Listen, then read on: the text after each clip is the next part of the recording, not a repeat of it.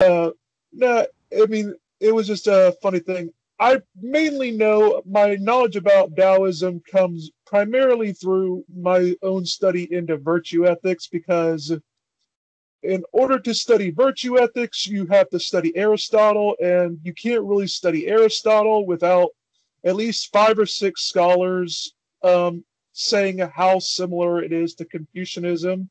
Mm, And once you go into Confucianism, you necessarily get to Taoism. mm. Yeah, So, definitely.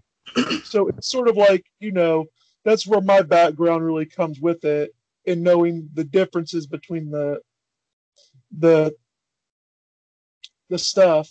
And for most Westerners, Taoism seems more complicated than it actually is. So we can go into the various beliefs and philosophies around it. But first off, there's a misconception that many people have that there's a yin yang, which some people would say that I think it's yang, which is the positive, and yin's the negative. If I remember, light and darkness. One represents God, and the other one represents Satan.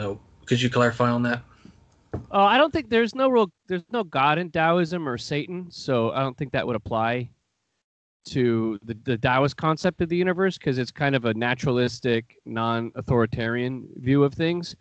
Um, the Tao kind of in Taoism they tend to believe in a what I call an indifferent universe where it says in there that the universe and the kind of what they call the heavens, kind of the ether, treats men like straw dogs, which is like nothing. The universe doesn't care about humanity or not. So I wouldn't go with the god Satan thing, right? Because where they get that idea is that one represents positive and good, and the other one represents negation and evil and darkness against the light.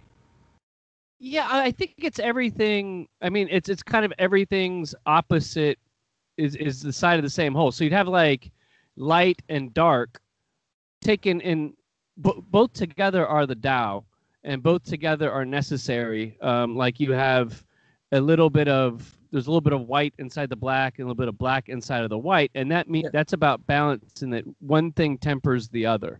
Like you can't have complete peace without war, without an element or threat of war at some point, or you can't have, war without wanting to get to peace. Nothing can exist without the opposite, but they build to create a whole. And again, it's with our human minds that we tend to break things up into different categories. And you